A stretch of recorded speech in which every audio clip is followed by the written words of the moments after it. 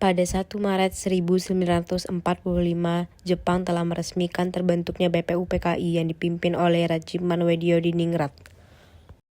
Dalam BPUPKI terjadi sidang 1 yaitu pada tanggal 29 Mei sampai 1 Juni 1945 di Gedung Guosangi Indokstrat.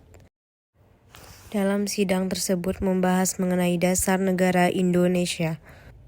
Sidang tanggal 29 Mei 1945 diawali dengan perdebatan seluruh anggota sidang BPUPKI di dalam ruangan Polskrat. Assalamualaikum warahmatullahi wabarakatuh.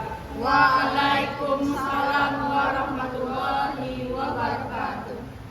Saudaraku sebangsa dan setanah air, marilah kita panjatkan puji dan syukur atas berkat rahmat Tuhan Yang Maha Esa, karena ialah kita dapat berkumpul di ruangan saat ini. Indonesia akan menghadapi babak baru yang akan mengubah nasib bangsa Indonesia menjadi lebih baik.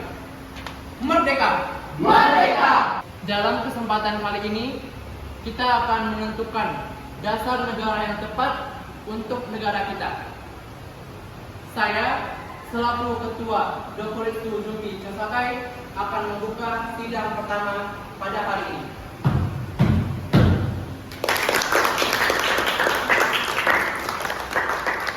Baiklah, dipersilakan kepada saudara-saudara semuanya untuk menyampaikan usulan kalian masing-masing. Saya memiliki usulan. Indonesia kaya akan tradisi dan budayanya. Jadi saya harapkan kita memiliki dasar negara yang menunjukkan bahwa Indonesia memiliki keberagaman. Sekian, terima kasih. Saya setuju. Memang seharusnya Indonesia memiliki ideologi yang dapat mempersatukan semua pihak. Saya memiliki usulan. Saudara-saudara, saya telah mendengar beberapa usulan dari saudara-saudara sekalian. Oleh karena itu, saya telah menyimpulkan dasar negara apa yang cocok untuk negeri tercinta kita ini. Dalam sidang kali ini, saya akan menyampaikan usulan dari saya berupa lisan dan tulisan. Dan yang pertama, saya akan menyampaikannya secara lisan. Secara lisan, saya memiliki 5 usulan. Yang pertama ialah peri kebangsaan, yang kedua ialah peri kemanusiaan, yang ketiga adalah peri ketuhanan, yang keempat peri kerakyatan, dan yang kelima adalah kesejahteraan rakyat. Sedangkan secara tertulis, saya memiliki 5 usulan juga. Poin pertama ialah ketuhanan yang Maha Esa, yang kedua kebangsaan persatuan Indonesia, yang ketiga rasa kemanusiaan yang adil dan beradab, yang keempat kerakyatan yang dipimpin oleh melalui kebijaksanaan permusyawaratan perwakilan, dan yang terakhir ialah keadilan sosial bagi seluruh rakyat Indonesia. Sekian yang dapat saya sampaikan. Terima kasih. Saya akui pendapatmu sangat luar biasa, tetapi juga sunat Indonesia memiliki mayoritas penduduk yang beragama Islam. Jadi dasar negara kita juga harus berdasarkan Islam. Betul Bu, salam umat Islam lebih diutamakan dalam negara ini. Allahu Akbar. Allahu Akbar. Apa Anda sudah mendengarkan pernyataan dari Tuan Abu Salim? Kita membutuhkan dasar negara yang menyeluruh, bukan untuk kelompok Anda saja.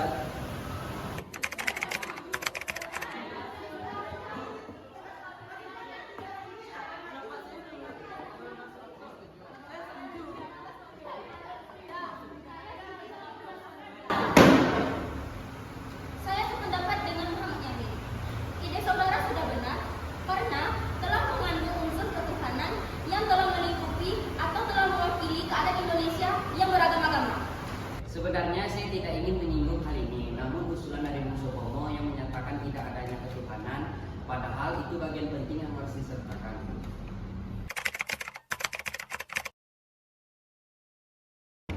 Saudara-saudara sebangsa dan setanah air, kita telah mengadakan rapat sebelumnya, namun belum menemukan titik terang.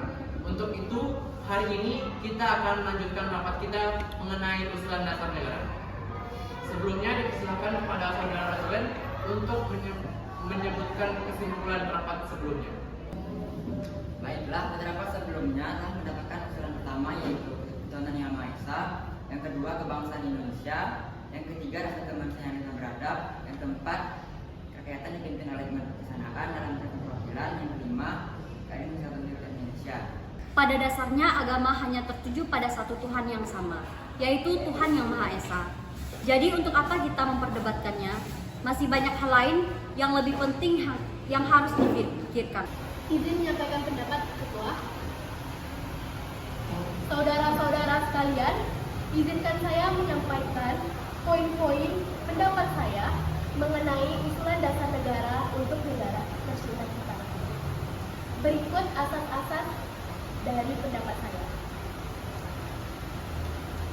Yang pertama, persatuan. Yang kedua, kekeluargaan. Yang ketiga, keseimbangan lahir dan batin. Yang keempat, musyawarah. Dan poin yang terakhir, keadilan rakyat. Itulah poin-poin yang dapat saya sampaikan. Sekian, terima kasih.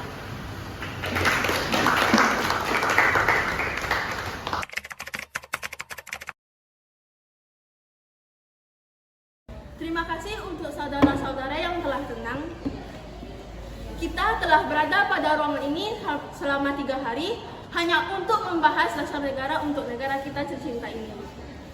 Namun, kita belum menemukan dasar negara yang cocok yang untuk digunakan oleh negara kita ini.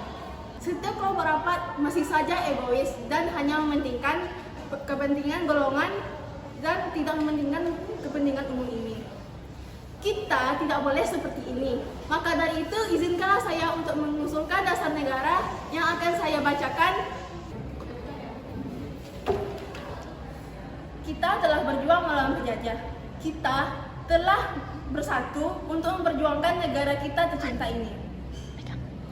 Maka haruslah kita tanamkan rasa persatuan di antara kita dan generasi-generasi penerus kita. Hal ini merupakan alasan butir pertama, yaitu kebangsaan Indonesia. Kemudian negara ini merupakan negara yang baru lahir.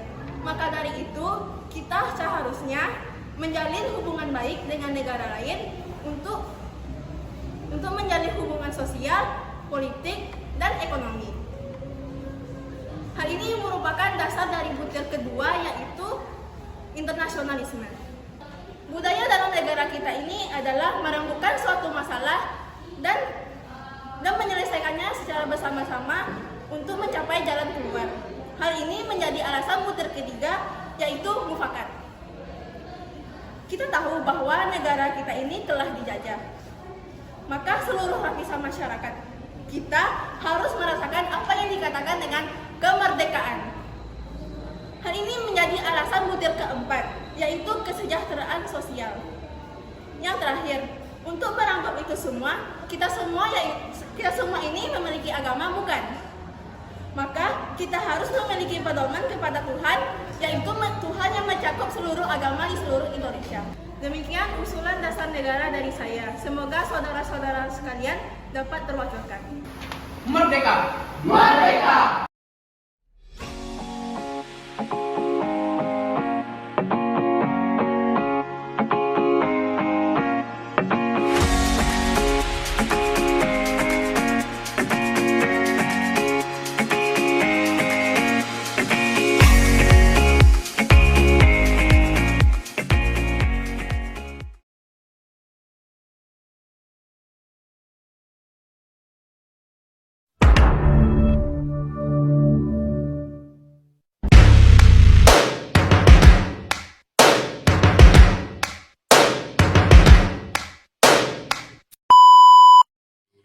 Sidang kedua BPUPKI tanggal 10 Juli 1945 sampai 17 Juli 1945.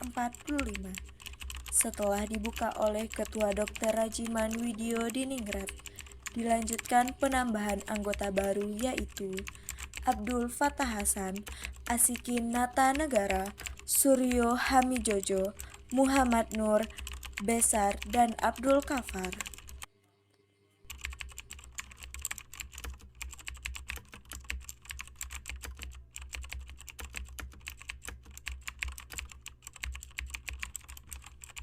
Assalamualaikum warahmatullahi wabarakatuh. Waalaikumsalam warahmatullahi wabarakatuh. Selamat pagi, salam sejahtera untuk kita semua. Yang terhormat, panitia-panitia dan anggota-anggota 27 Juli Casakai, marilah kita panjatkan puji dan syukur atas kehadiran Tuhan Yang Maha Esa, karena berkat dan rahmat-Nya pula kita dapat hadir di ruang rapat kita pada pagi hari ini. Saya selaku ketua mengumumkan dengan ini sidang kedua BPU PKI resmi dibuka. Tuan Ketua, saya di sini selaku Ketua Panitia Kecil akan menyampaikan usulan-usulan yang saya terima pada sidang BPU PKI pertama. Usulan-usulan tersebut ialah: 1. Usulan dasar negara, 2. Usulan unifikasi atau federasi, 3. Tentang keuangan, 4. Tentang agama dan negara, 5. Tentang kendaraan negara, 6. Tentang warga negara, 7. Tentang bentuk negara dan kepala negara, 8. Tentang daerah, dan 9. Tentang meminta merdeka selekas-lekasnya. Tuan Ketua, saya juga akan mengumumkan bahwa adanya tambahan anggota baru, yaitu Abdul Fatah Hasan, Asikin Asal Negara, Susio Hadi Wijojo, Muhammad Nur, Musa, dan Abdul Safar. Saya mohon kepada tuan-tuan sekalian untuk mengizinkan kita, karena tuan-tuan berdiri menghadap Allah SWT untuk meminta doa. Usulan itu kita turuti, dan saya memohon kepada anggota-anggota yang lainnya untuk mengheningkan cipta agar mendapat pikiran yang suci dan murni dalam memilih pilihan. Bagi anggota yang muslim, mari kita membaca doa dan Fatihah. Bagi non muslim, mari kita doa seperti masing-masing. Berdoa mulai Al-Fatihah. Para anggota BPU PKI mulai berdoa menurut agama dan kepercayaan masing-masing. Marilah kita mulai proses pemungutan suara dengan cara voting. Mengapa harus dengan cara voting? Mengapa tidak musyawarah mufakat saja? Saya mengucapkan terima kasih atas pekerjaan komisi. Anggota sekalian sudah mendengar bahwa telah dipilih oleh sidang Presidium Sosial kedua ini 64 stem, yakni 55 republik, 6 kerajaan, 1 belangko, 2 lain-lain. Maka sudah jelas bahwa republiklah yang dipilih oleh suara terbanyak. Sekarang saya meminta untuk beristirahat. Semangat nasionalisme dan patriotisme terlihat sangat nyata dalam perbincangan sidang BPU PKI tanggal 10 dan 11 Juli 1945 ketika membahas masalah wilayah negara. Semangat tersebut antara lain dikemukakan oleh beberapa tokoh berikut. Salah lainnya mengenai Pulau Papua memang disebutkan dalam buku ilmu pengetahuan, etnologi, bahasa, dan juga geografi bahwa Pulau Papua tidak masuk ke dalam Indonesia. Namun, paham hal ini hanyalah dilahirkan oleh orang yang mengarang buku yang bersangkutan. Tetapi, ada juga paham lain yang mengatakan bahwa seluruh Pulau Papua termasuk ke dalam Indonesia. Kata Indonesia sendiri dibuat oleh orang yang memiliki paham bahwa Indonesia meliputi daerah Malaya dan Polinesia. Jika dalam suatu waktu Indonesia dilahirkan, maka itu berarti seluruh Pulau Papua termasuk ke dalam Pulau Indonesia. Jikalau peperangan sudah berakhir dan kemenangan akhir telah tercapai, kita dapat melengkapkan aturan-aturan itu menjadi aturan-aturan yang sesuai dengan keadaan zaman pada waktu itu. Dengan permintaan Indonesia merdeka, ialah seluas Indonesia dan Belanda dahulu. Jikalau kemenangan akhir telah tercapai, dan ada permintaan yang nyata dari Malaya Selatan, Borneo Utara, bahwa rakyat di situ merasa juga ingin masuk dalam lingkungan kita. Dengan senang hati, mereka akan kita terima sebagai bangsa kita dalam Indonesia merdeka. Bagaimana jika kita menambah Malaya? Ya, kita juga harus menambahkan Borneo Utara supaya masuk dalam wilayah Indonesia. Saya akan menambahkan Papua supaya masuk ke wilayah Indonesia. Kami akan menambahkan Timur Portugis supaya masuk wilayah Indonesia. Saya, Sanusi, dan Oto Iskandar Dinata juga mengusulkan bahwa pulau-pulau di sekitarnya juga dimasukkan ke dalam wilayah Indonesia. Tuan Ketua, dasar negara tidak dapat dimengerti secara sungguh-sungguh. Kita harus mempelajari bagaimana dasar negara itu terjadi. Kita harus mengetahui keterangan dalam suasana apa teks dasar negara itu dibuat. Dengan demikian, kita dapat mengerti apa maksud dan aliran pikiran apa yang digunakan kita untuk membuat dasar negara tersebut. Oleh karena itu, segala pembicaraan dalam sidang ini mengenai Undang-Undang Dasar sangat penting karena pembicaraan di sini akan menjadi material, historis, dan menjadi interpretasi untuk menerangkan apa maksud dari dasar negara tersebut yang akan menjadi dasar negara untuk negara kita tercinta ini. Sekian, terima kasih. Naskah undang-undang akhirnya diterima dengan bulat pada sidang BPUPKI tanggal 16 Juli 1945.